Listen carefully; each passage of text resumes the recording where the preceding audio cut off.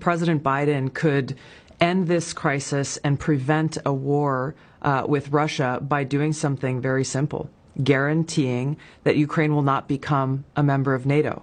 Because if Ukraine became a member of NATO, that would put U.S. and NATO troops directly on the doorstep of Russia, which, as Putin has laid out, would undermine their national security interests.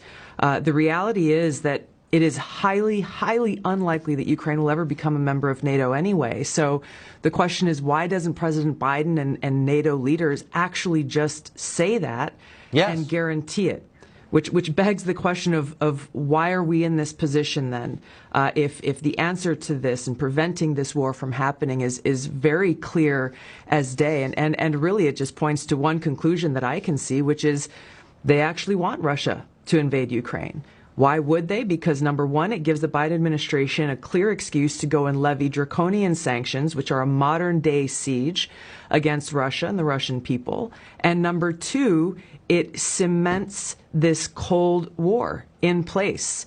The military-industrial complex is the one that benefits from this. They clearly control the Biden administration. Warmongers on both sides in Washington have been drumming up these tensions. If they get Russia to invade Ukraine, then again, it locks in this new Cold War. The military-industrial complex starts to make a ton of more money than they have been in fighting al-Qaeda or making weapons for al-Qaeda. And who pays the price? The American people pay the price. The Ukrainian people pay the price. The Russian people pay the price. It undermines our own national security, but the military-industrial complex that controls so many of our politicians wins, and they run to the bank.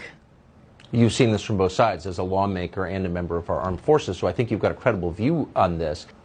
I've looked at this carefully, Tucker, and I have yet to find any benefit that a political leader has used or could use to justify this to the American people. All you hear is like, well, we have to defend democracy. We have to defend this democratic country of Ukraine. But as you know very well, this current president, shuts down, arrests political opposition, throws them in jail, shuts down TV stations that are critical to him. I have a hard time seeing how President Biden or anyone can say with an honest face, we are defending democracy. And the reason is because our own government has publicly supported these authoritarian actions by the Ukrainian president in shutting down their own political opposition. And it begs the question, this sounds familiar to some of the things that unfortunately we're seeing play out right here at home. I was just about to say, it sounds like their kind of democracy.